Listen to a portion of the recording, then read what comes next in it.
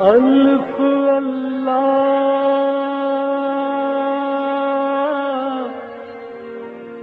چمبے دی بوٹی میرے من وچ مرشد لائی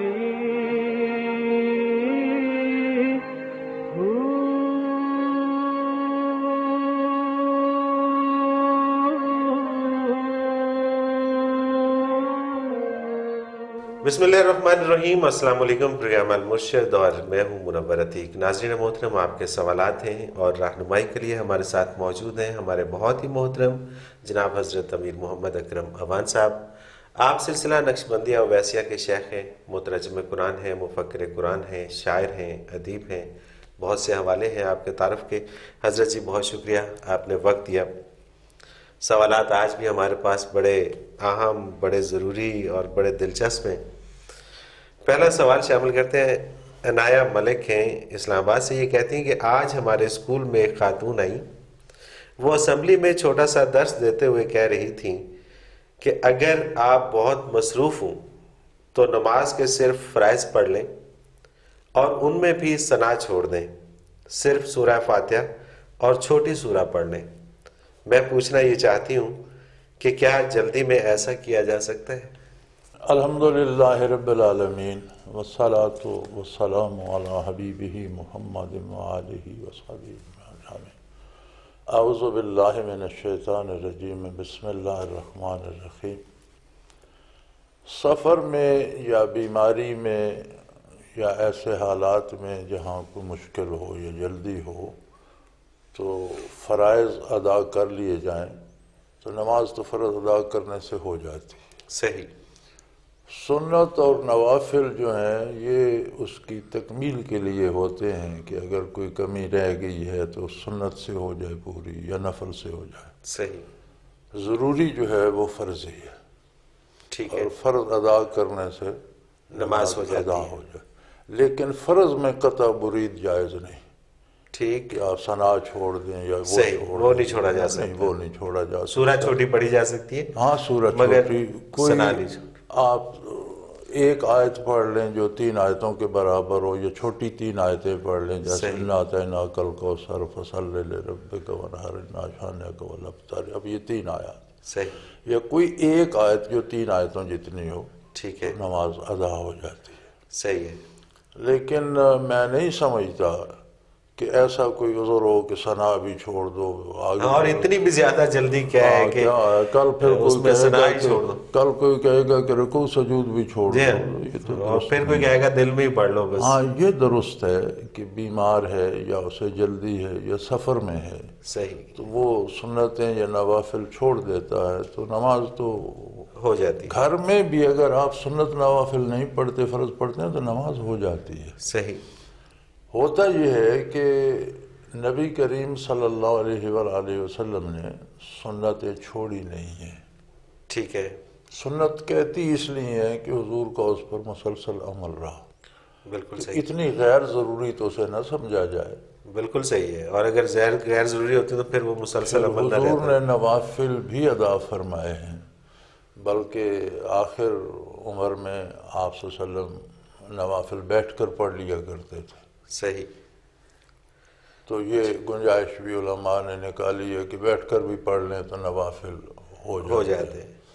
لیکن وہ بھی اگر کھڑے ہو کر پڑھے جائیں، چونکہ حضور نے ساری عمر کھڑے ہو کر پڑھے ہیں، جب عمر مبارک ڈھل گئی تو 60 یا 60 کے اراؤنڈ 60 آپ نے بیٹھ کر پڑھے ہیں، صحیح، تو عذر سے بیٹھ کر بھی ہو جاتے ہیں۔ تو سنت غیر ضروری نہیں ہے۔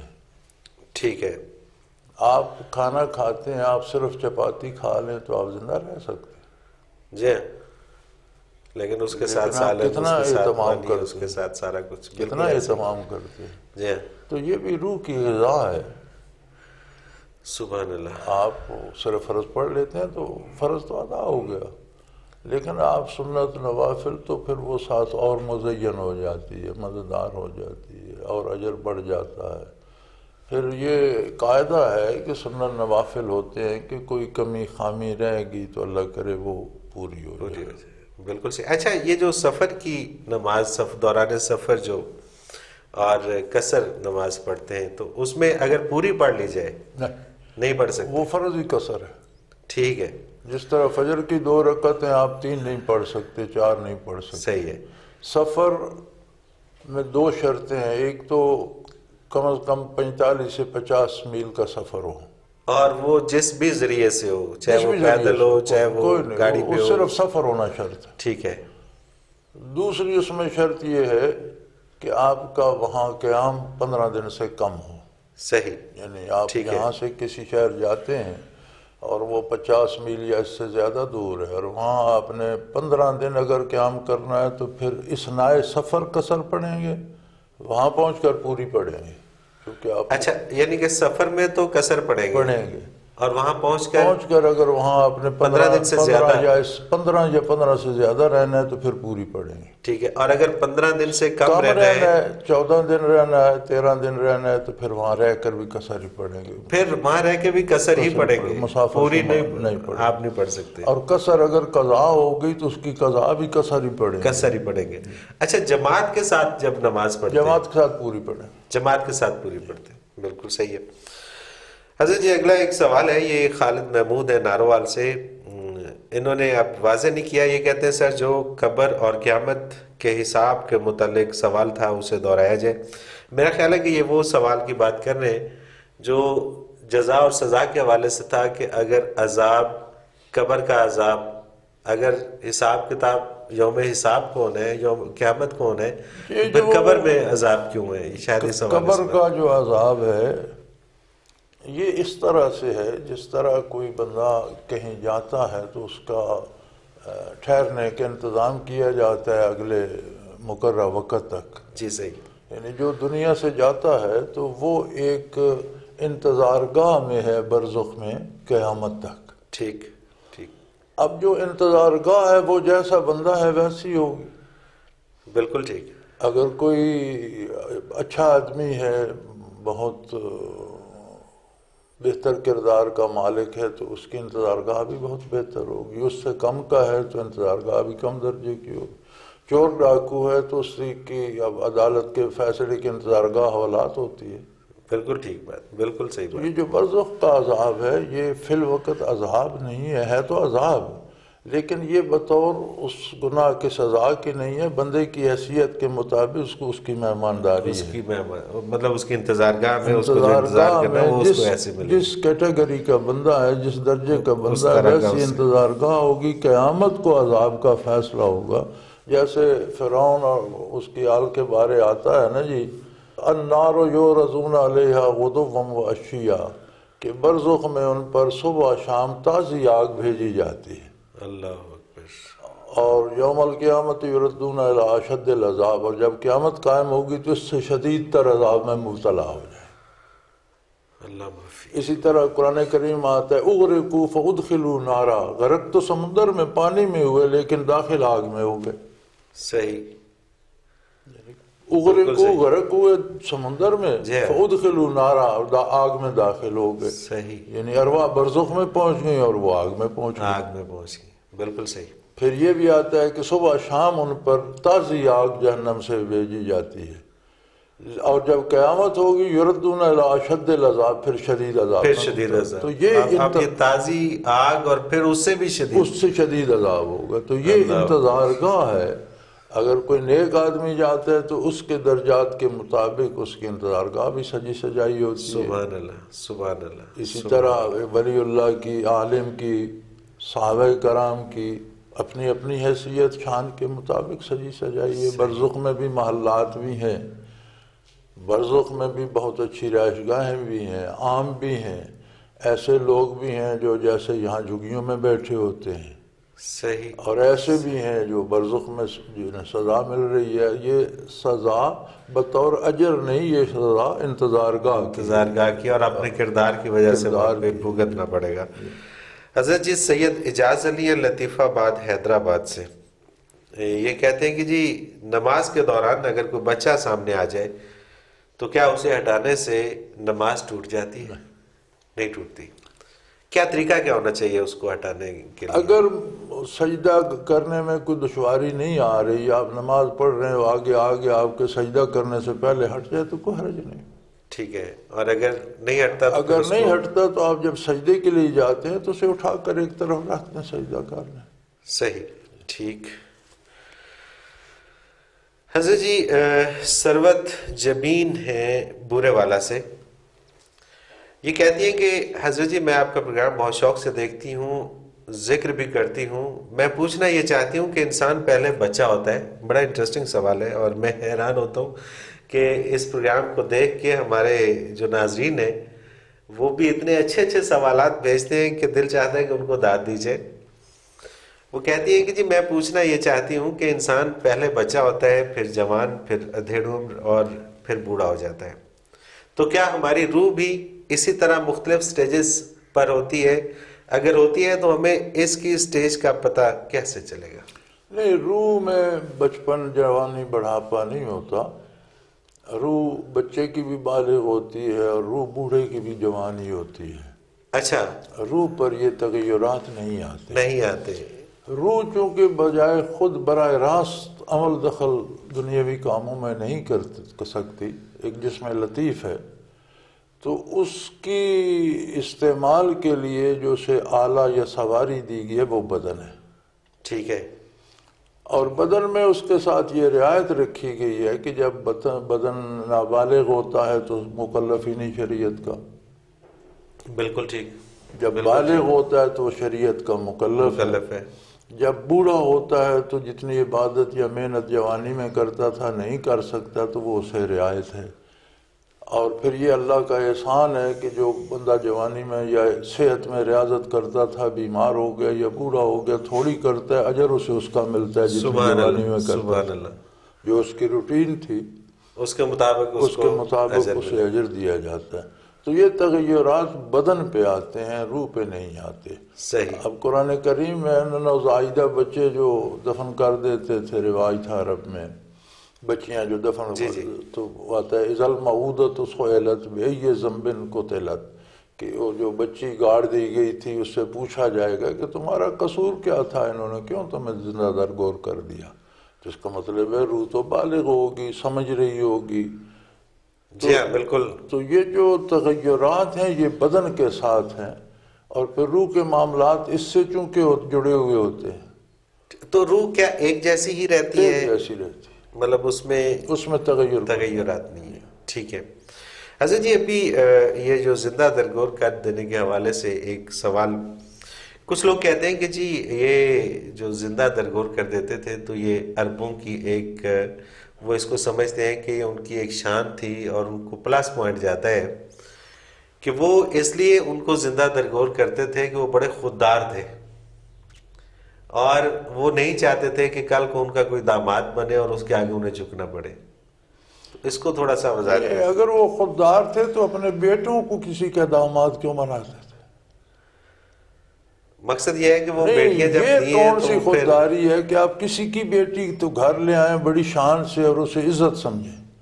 صحیح. اور گھر سے بیٹی دینا جو ہے وہ خلاف شان سمجھیں. اس میں حقیقت کیا تھی؟ کیوں درگور کر دیا جاتا تھا؟ حقیقت یہی تھی چونکہ بنیادی طور پر چونکہ معاشرہ بالکل بہرارو تھا، عورتوں کو کوئی عزت نہیں تھی، عورتوں کو بیچ دیا جاتا تھا، کنیزوں کی طرح ڈیل کیا جاتا تھا، کوئی حیثیت نہیں ہوتی تھی.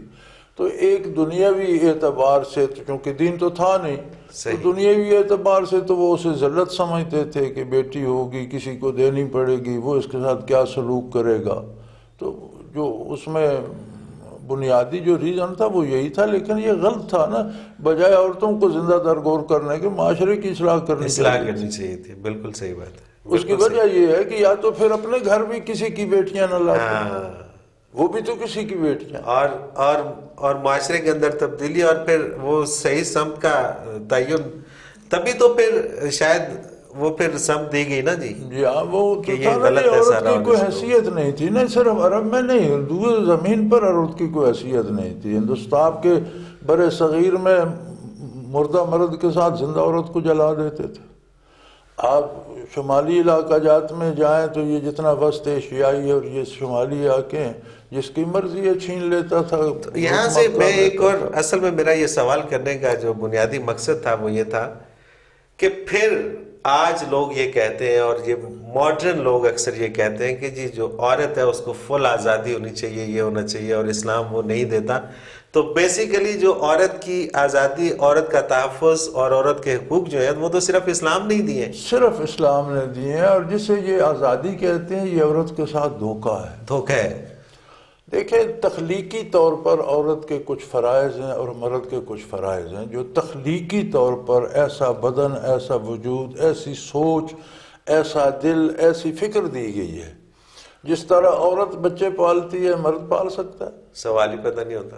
عورت 9 مہینے، سال 2 سال، 3 سال بچوں کے ساتھ راتوں کو جاگ جاگ کر ان کے پانی دو، کھانا دو، تکلیف ہو گئی، یہ کرو وہ کرو. مرد کر سکتا ہے؟ ممکن ہی نہیں ہے. جتنی مشقت مرد فطری کرتا طور ہے، پہ ممکن نہیں. جتنی مشقت مرد کرتا ہے عورت کر سکتی. یہ بھی جس ممکن کام ہے. کے لیے بنا ہے اس کام کی استعداد دی گئی ہے. سبحان اللہ. تو عورت کی عزت اس میں ہے کہ جو اس کا اپنا فریضہ، انہوں نے آزادی کے نام پر اپنا بوجھ بھی عورت پر لاد دیا کہ جو بالکل ٹھیک ذمہ داری مرد کی تھی بالکل ٹھیک وہ بھی عورت وہ کرے. بھی عورت کو دے دی ہے. تو جو عورت کی تھی وہ تو اس پر ہے ہی. ہے بالکل صحیح بات. یعنی جو بحیثیت خاتون اس پر تھی وہ تو ہے ہی. تو جو اس کی ذمہ داری نہیں تھی وہ بھی اس پر لاد دی گئی اور کہا تم آزاد ہو. یہ کون سی آزادی ہے؟ یہ اس کے ساتھ زیادتی ہے. عورت کی عورت کے ساتھ آزادی زیادتی یہ ہے کہ آپ اس کی عزت کا تحفظ کریں، ناموس کا تحفظ کریں، اس کی ایک جو اپنی حیثیت ہے، آنر ہے، اس کو اس تسلیم کو کریں. تحفظ ملے اور بچوں سے وہ پیار کرے، گھر میں بچے پالے، عزت سے پردے سے رہے، کوئی اس کی طرف دیکھ نہ سکے. یہ اس کی آزادی یہ اس کی ہے. آزادی. اور اسے آپ مزدوری پہ سڑکوں پہ روڑیاں کوٹنے پہ لگا دیں تو وہ اور بیچاری کہیں کہ آزاد کوٹتی ہے تو تو رہے گی، لیکن یہ آزادی نہیں ہے. آپ نے اپنے حصے کا بوجھ اس پر ڈال دیا، اسے مزید غلامی میں دھکیل دیا. اور یہ عورت کو سمجھ لینا چاہیے کہ اس کے عورت ساتھ کو کیا ہو خود رہا یہ ہے. سمجھنا چاہیے. حضرت جی ایک وقفہ لیتے ہیں. ناظرین محترم اگر آپ بھی اس پروگرام میں اپنا کوئی سوال ہمیں بھیجنا چاہیں تو اسکرین پہ ہمارا نمبر بار بار ابھرتا ہے، اس کو نوٹ کر لیجیے 033349555021. اسی طرح سے اگر آپ ہمیں اپنا کوئی سوال ای میل کے ذریعے بھیجنا چاہیں تو questions@almurshid.tv اس پہ ہمیں آپ اپنا میل بھیجیے. ہم آپ کا سوال ضرور شامل کریں گے. ایک مختصر سا کمرشل بریک، اس کے بعد حاضر ہوتے ہیں. ہمارے ساتھ رہیے گا.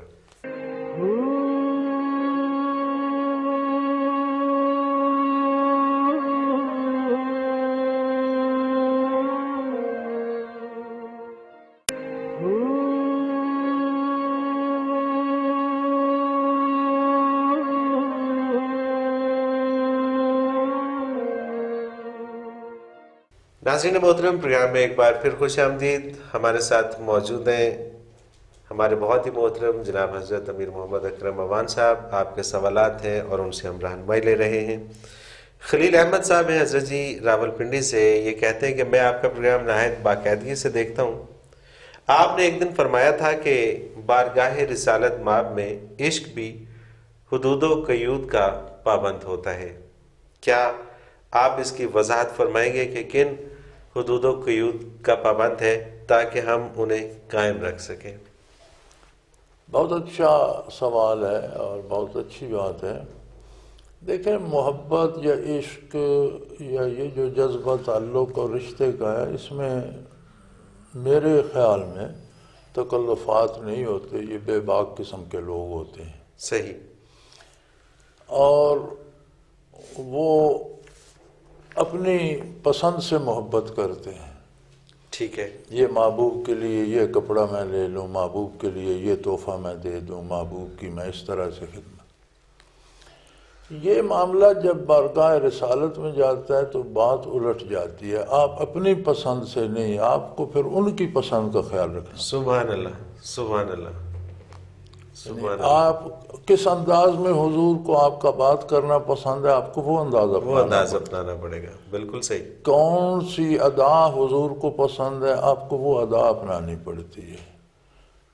کس لہجے میں بات کرنا اللہ کو پسند ہے، فرما اللہ کریم فرما لا ترفعوا اصواتکم فوق صوت النبی.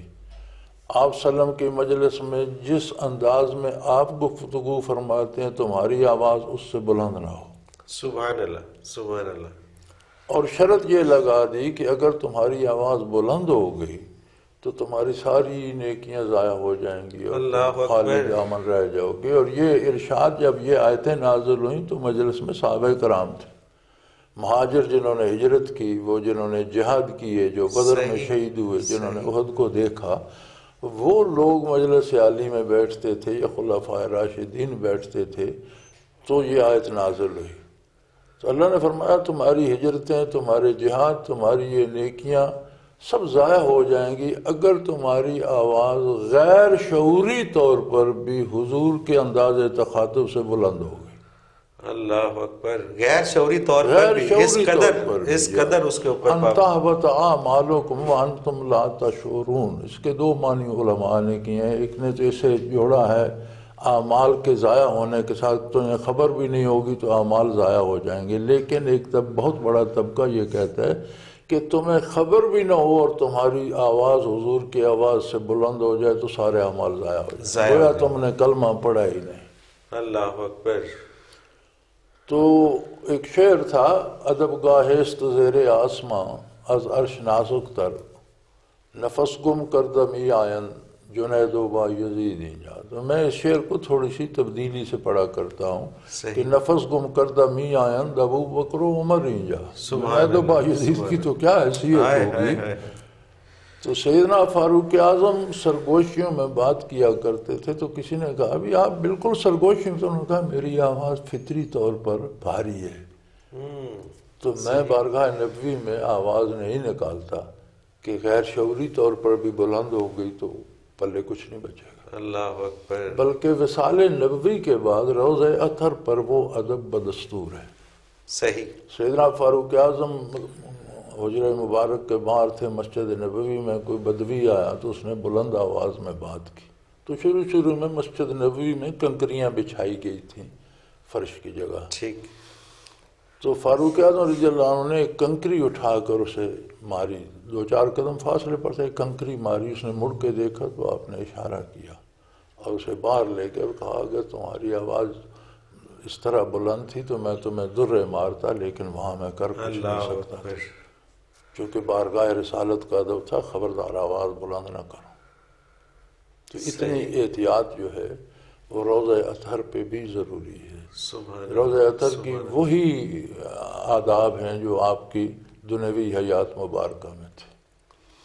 تو عشق جو ہوتا ہے یہ ذرا بے باک سا جذبہ ہوتا ہے، لیکن وہاں پہنچ کے وہاں جا کر ان کی پسند کا محتاج ہو جائے. جیسے وہ چاہتے ہیں ویسے کرے. سبحان اللہ. یہاں تو دامن چاک کر لیتا ہے، وہاں اگر انہیں پسند نہیں تو نہیں کر سکتا. بالکل صحیح ہے. یہاں تو شور کر لیتا ہے، شعر کہہ لیتا ہے، اپنا دکھ بیان کر لیتا ہے، ہجر کے قصے کا. وہاں نہیں، کیونکہ وہاں آپ کے بتانے کی ضرورت نہیں ہے. وہاں کا نگہبان اللہ ہے جو دلوں کے بھید جانتا ہے. آپ کو وہاں اطاعت کرنی ہے. اور اصل حقیقت محبت ہے بھی یہ کہ وہ ایک عربی کا مصرع ہے فَإِنَّ الْمُحِبُّ لِمَن يُحِبُّ مُطِيعُ. جو محبت کرتا ہے وہ محبوب کا غلام بن جاتا ہے. سبحان اللہ، سبحان اللہ. اور غلام ہونا اس کا مطیع ہو جاتا ہے. غلام ہونے کا اصل یہ ہے کہ اس کا مطیع ہو جائے، اس کی اطاعت میں آ جائے اور اس کی خواہشات یا اس کی تمناؤں کا احساس کرے. سبحان اللہ. کیا چاہتا ہے. سبحان اللہ، سبحان اللہ، سبحان اللہ. حضرت جی ایک اور سوال، یہ بھی بڑا انٹرسٹنگ سوال ہے، اکثر لوگوں کا یہ سوال ہے. محمد فیروز پنڈ عادن خان سے یہ کہتے ہیں کہ مولانا صاحب قرآن پاک میں ہے اقیموا الصلاۃ، نماز قائم کرو. یہ نہیں ہے کہ نماز پڑھو. نماز قائم کرنے اور نماز پڑھنے میں کیا فرق ہے؟ نماز پڑھنا تو یہ ہے جیسے ہم ٹوٹل پورا کر دیتے ہیں. جیسے ابھی ایک مسئلہ تھا کہ باقی چھوڑ دیں فرض پڑھیں اور فرض میں بھی ثنا چھوڑ دیں وہ چھوڑ دیں. یہ تو پڑھنا قائم کرنا یہ ہے کہ اس کا باقاعدہ اہتمام کیا جائے. اچھا لباس اچھا ہو. قرآن کریم میں آتا ہے کہ اچھا لباس پہنو اللہ کی بارگاہ میں جاتے ہوئے. نماز کے لیے لباس ٹھیک ہو. جس لباس میں آپ عام آدمی سے نہیں ملنا چاہتے اس لباس میں آپ نماز کیوں پڑھتے ہیں؟ مکروہ ہوگی. صحیح. دوسری بات یہ ہے وقت کا خیال رکھیں، وضو وغیرہ کا باقاعدہ اہتمام ہو، وقت کا خیال رکھیں، باجماعت پڑھیں. پھر آپ کے کردار سے، آپ کے معاملات سے، لوگوں کے آپ کے برتاؤ سے آگے نماز پھیلے. صحیح. یہ نہ ہو کہ لوگ کہیں ہم نے دیکھے ہیں جی نمازی بھی نماز بھی پڑھ لیتے ہیں اور جیب بھی کاٹ لیتے ہیں، اور جیب بھی کاٹ لیتے ہیں، نماز بھی پڑھتے ہیں اور جھوٹ بھی بولتے ہیں. یہ نہ ہو، بلکہ یہ ہو کہ جی یہ بندہ نمازی ہے، اس پہ اعتماد کیا جا سکتا ہے. اچھا حضرت جی، یہ اسی حوالے سے ہمارے مشاہدے میں یہ بات آتی ہے کہ ایک شخص سامنے چرس بیچ رہا ہوتا ہے، اور یہ اکثر ہم اگر اس طرف جاتے ہیں خیبر پختونخوا میں، اور وہاں ان کا چونکہ بزنس ہے، تو جب نماز کا ٹائم ہوتا ہے تو فوراً نماز پڑھ لیتے ہیں، لیکن کام غلط کر رہے ہوتے ہیں. گزارش ان یہ کی ہے نمازیں اور ان کا گزارش کام. یہ ہے جی کہ نماز پڑھنا تو اچھی بات ہے، صحیح. ہمیں اپنے کردار سے برائیوں کو ختم کرنا ہے، نیکیوں کو نہیں. ٹھیک ہے. ایک آدمی کا ہاتھ جو ہے اس پہ کوئی غلاظت لگ گئی یا پاؤں پہ لگ گئی تو وہ ہاتھ یا پاؤں دھویا جاتا ہے، یہ نہیں کہ سارے وجود پہ مل لی جائے. یعنی اگر آدمی نماز پڑھتا ہے اور برائی کرتا ہے تو برائی چھوڑنی چاہیے، نماز نہیں. نماز نہیں. ٹھیک ہے. نماز کو قائم رکھے. جو نماز پڑھتا ہے نماز تو اپنی جگہ ہو گئی، جو برائی کرتا ہے اس کا الگ سے حساب دے گا. لیکن نماز کی خصوصیت یہ ہے کہ یہ برائی چھڑا دیتی ہے. صحیح. ان الصلاۃ تنہی عن الفحشاء والمنکر، قرآن کریم میں ارشاد ہے کہ نماز برائی اور بے حیائی سے دور لے جاتی ہے. تو اگر کوئی برائی اور بے حیائی سے دور نہیں جاتا تو اس کا مطلب ہے ٹوٹلی پورا کر رہا ہے، نماز ادا نہیں کر رہا. نماز ادا نہیں کر رہا. بالکل صحیح. اگر ٹوٹل بھی ہے تو نماز کو نہ چھوڑے، برائی کو چھوڑے.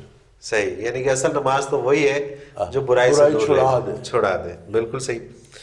شاکر امان گجرانوالہ سے یہ کہتے ہیں حضرت جی، اچھے گھر، اچھے لباس، بہترین گاڑی رکھنے کی خواہش کس حد تک درست ہے؟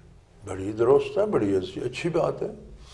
اچھے لباس میں رہنا، اچھے گھر میں رہنا، اچھی گاڑی رکھنا بہت اچھی بات ہے، لیکن اس کے لیے دوسروں کے حقوق نہ چھینے جائیں. اپنی جائز کمائی سے کرے، حلال کمائے اور اپنی حلال جائز کمائی سے اچھی گاڑی رکھے، اچھا لباس. بلکہ تاکید ہے شریعت میں کہ جیسی تمہاری حیثیت ہے اس کے مطابق نظر آؤ. ایک صحابی مسجد نبوی میں داخل ہوئے، ان کا لباس کٹا پٹا تھا، بال پریشان تھے، تو نبی صلی اللہ علیہ وسلم نے پوچھا کہ تمہارے پاس کوئی دنیاوی مال بھی ہے؟ مفہوم یہ تھا حضور کے سوال کا کہ تو تمہارا، تو اس نے کہا اللہ کی بڑی مہربانی ہے، میرے گھر میں تو پیسے بھی بہت ہیں، دولت بھی ہے میرے پاس، جائیداد بھی ہے، بڑا آسودار ہوں. تو فرمایا پھر یہ جو حلیہ بنائے پھرتے ہو یہ کیا ہے؟ لباس اچھا کیوں نہیں پہنتے؟ بالوں کو صاف کر کے دھو کے کنگھی کیوں نہیں کرتے؟ تم اچھے کیوں نظر نہیں آئے جب تمہارے پاس؟ چونکہ حضور کو علم تھا کہ خوشحال آدمی. تو آپ نے فرمایا یہ بھی اللہ کا شکر ادا کرنے کا ایک طریقہ ہے کہ تمہارے لباس حلیے سے نظر آئے کہ اللہ نے تمہیں اتنا کچھ دے رکھا. سبحان اللہ. یہ بھی تحدیث نعمت ہے کہ اللہ کی نعمت کے شکر کا یہ ایک انداز ہے. تو اچھے لباس، اچھی گاڑی میں تکبر نہیں آنا چاہیے، اللہ کا احسان مانا جائے، اور دوسروں کے حقوق چھین کر اچھی گاڑیاں نہ، اس سے پیدل بھلے. صحیح. اپنے جائز وسائل بڑھائیں، محنت کریں، مزدوری کریں، زیادہ کمائیں. ٹھیک ہے. بالکل صحیح. اچھا اس میں حضرت جی ایک چیز اور آتی ہے کہ آج کل چونکہ جو تھوڑا سا نظر آتا ہے کہ اس کے پاس پیسہ ہے، یا تو اس کا بچہ اغوا ہو جاتا ہے یا اس کے گھر ڈکیتی ہو جاتی ہے. اور اگر کسی کو پتہ چل جائے کہ جی یہ ایک امیر آدمی ہے تو بہت سارے لوگ اس کے پیچھے پڑے ہوتے ہیں. بہت سارے لوگ صرف اس ڈر سے اپنے آپ کو تھوڑا سا کچھ اور بنا کے رکھتے ہیں تاکہ لوگوں کو پتہ نہ چلے اور ہم بچے رہیں. یہ تو بنیادی طور پر یہ تو معاشرے کی خرابیاں اور حکمرانوں کی کمزوریاں ہیں. صحیح. یہ چیزیں جو ہے اس کی ذمہ داری تو حکومت پہ، حاکم وقت پہ جاتی ہے کہ اسے عدل قائم کرنا چاہیے اور ایسا نظام ہونا چاہیے کہ کوئی چوری نہ کرے یا ڈاکے نہ ڈالے. لیکن امیر آدمی جس کے پاس سرمایہ ہے وہ اگر بوری بھی پہن لے نا تو چوروں کو پتہ ہوتا ہے اس کے پاس سرمایہ ہے. ٹھیک بات ہے. گھر میں جو چیزیں خود کو نہیں ملتی وہ چور گھس جائے تو نکال کے لے جاتا نکال کے لے آتا ہے. صحیح بات ہے. یہ ایسی کوئی نہیں بات، یہ کوئی خاص عذر نہیں ہے. ٹھیک ہے. اور دوسری بات یہ ہے کہ یہ ضروری تو نہیں بھائی بندے نے کون سا ریشم پہن لینا ہے یا سونے کے زیورات پہن لینے، اس کا لباس شریفانہ تو ہونا چاہیے. ہاں بالکل صحیح ہے، بالکل صحیح. اچھا، مصلحت کے تحت کہتے ہیں کہ جھوٹ بول لینا چاہیے. نہیں، جھوٹ میں کوئی مصلحت نہیں. اچھا، جب جان پہ بنی ہو. جھوٹ میں کوئی مصلحت نہیں. بعض باتیں ایسی ہوتی ہیں جنہیں جھوٹ نہیں کہا جا سکتا لیکن وہ سچ بھی نہیں ہوتی. ٹھیک ہے. مثلا میاں بیوی میں لڑائی ہے، وہ بیوی کہتی ہے وہ مجھے اچھا نہیں جانتا، آپ بیوی کو کہہ دیتے ہیں، خواہ کہہ دیتے ہیں کہ نہیں وہ آپ سے بڑی محبت کرتا ہے، ٹھیک ہے. کہ ان کی صلح ہو. یا میاں کو کہہ دیتے ہیں اس کے دل میں آپ کی بڑی عزت ہے، حالانکہ اس کے دل میں ہوتی نہیں ہے. لیکن آپ تو یہ بنیادی طور پر جھوٹ نہیں ہے، اس میں کسی کا کوئی نقصان نہیں ہو رہا. ٹھیک ہے. کسی کا کچھ جا نہیں رہا. ٹھیک ہے. تو اس طرح کی بات اگر کر دیتے ہیں جس کے نتائج بہتر نکلتے ہیں تو یہ جھوٹ ہوتا نہیں، سچ بھی نہیں ہوتا. ٹھیک ہے. ٹھیک ہے. یعنی یہ باتیں سچی بھی نہیں ہے، اور جھوٹ کا اصل مقصد ہے کہ کسی کو نقصان نہ ہو، جس سے کسی کا نقصان ہو. ہاں مطلب جھوٹ اصل وہ ہے جس سے نقصان ہوتا ہے. اس سے اس معنوں میں ہم جھوٹ بھی نہیں کہہ سکتے. بالکل صحیح، اس سے تو فائدہ ہو رہا ہے. تو یہ فائدہ ہو رہا ہے. تو اس طرح کی باتیں جو ہیں یہ جائز ہیں. صحیح. آپ کسی کی ملازمت ہے، وہ اس کا ناراض ہو گیا ہے باس، آپ اسے کہتے ہیں جی وہ تو 2 دن سے رو رو کے مر گیا کہ باس کی ناراضگی میں برداشت نہیں کر سکتا، حالانکہ وہ باس کو گالیاں دے رہا ہوگا. جی ہاں. اور اللہ کرے کہ ایسا ہی ہو کہ لوگ ایک دوسرے کی صلح کے لیے جھوٹ بولیں. اب تو رواج یہ بن گیا ہے کہ لوگ ایک دوسرے کی صلح کو توڑنے کے لیے جھوٹ بولتے ہیں، لڑانے کے لیے جھوٹ. بہرحال جی اللہ تعالیٰ. تو بہرحال جو چیزیں شرعاً حرام ہیں، ایک اصول یاد رکھیے گا، جی جی جو چیزیں شرعاً حرام ہیں ان میں بھلائی نہیں ہے. صحیح. یہ کہتے ہیں نا فلاں مرض کا علاج ایسے شراب پلا دو، جھوٹ بولتے ہیں. شراب میں شفا ہوتی تو اللہ اسے حلال قرار دے دیتے. سبحان جو اللہ. چیزیں حرام ہیں وہ انسانی مزاج، انسانی عزت، انسانی جان، انسانی آبرو کے لیے مضر ہے. سبحان اللہ. سبحان کوئی اللہ. حرام چیز جو ہے اس میں بھلائی یا شفا نہیں ہے، کیونکہ وہ بہتر جانتا ہے، اور اگر وہ بھلائی ہوتی تو وہ حلال قرار دی جاتی. ایک یہ تصور پختہ ہونا چاہیے کہ جن چیزوں سے شریعت نے منع کیا ان میں بھلائی نہیں ہے. سبحان اللہ. حضرت جی پھر وہی جو ہمارے ساتھ ہوتا ہے، پروگرام کا وقت اب اختتام کو پہنچا. ناظرین محترم، اگر آپ بھی اپنا کوئی سوال ہمیں بھیجنا چاہیں تو اسکرین پہ ہمارا نمبر موجود ہے، آپ نوٹ فرما لیجئے 033349555021. اس پہ ہمیں SMS کر دیجئے. اور اگر آپ ہمیں میل کرنا چاہیں تو ای میل ایڈریس اسکرین پہ موجود ہے، نوٹ کر لیجئے questions@almurshid.tv. اور اسی طرح سے ہماری ویب سائٹ ہے، ہمارے جتنے بھی گزشتہ پروگرامس ہیں اگر آپ وہ دیکھنا چاہیں تو ہماری ویب سائٹ نوٹ کر لیجئے www.almurshid.tv. اس پہ آپ ہمیں ہمارے جتنے بھی گزشتہ پروگرامس ہیں وہ دیکھ سکتے ہیں. اس کے ساتھ ہی منور عتیق کو اجازت دیجیے. اللہ حافظ. لا